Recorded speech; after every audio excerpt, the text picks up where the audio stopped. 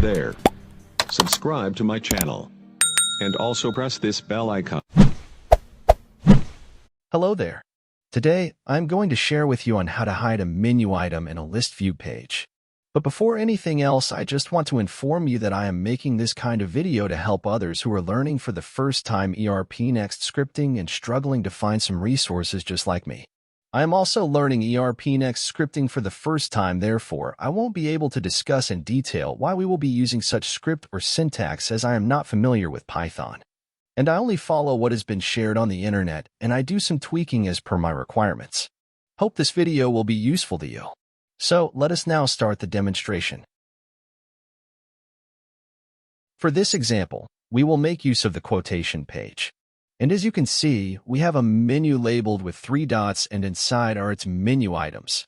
Let us try hiding the menu item user's permissions. To do this, let us first check the name of the button using the inspect function to view the codes.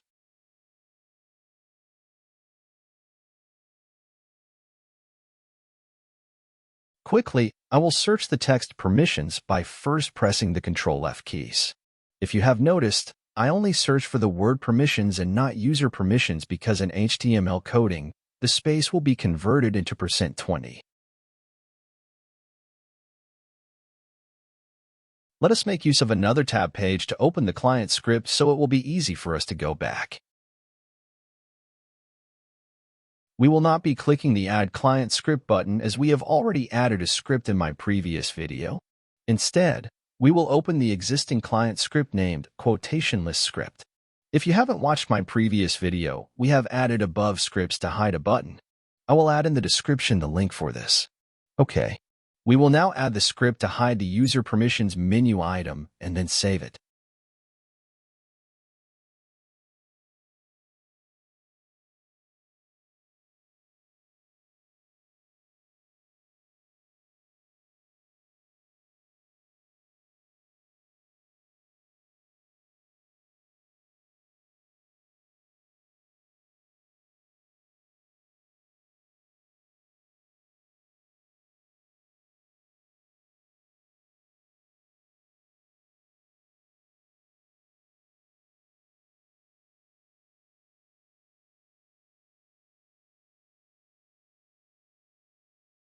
Now, let us go back to the quotation page.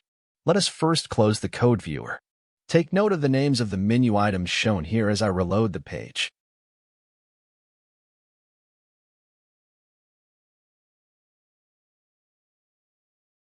And there you go. The user permissions menu item is now gone. Now, let us try removing the menu item import. Let us go to the client script page, and we will add another script to remove the import menu item. Let me copy this script and make the change the user's permissions to import.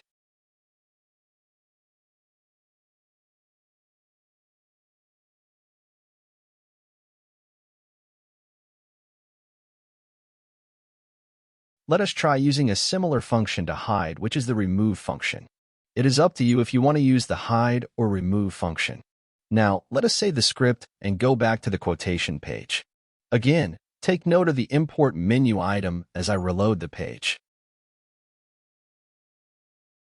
And there you go. The import menu item is now removed. Let us go back to the client script page and remark both scripts to bring back both menu items. Let us save the client script and go back to the quotation page. Again, take note of the remaining menu items as I reload the page. Now, both import and user permissions menu items are showing. And that concludes our demonstration for today. Thanks for watching. See you on my next video.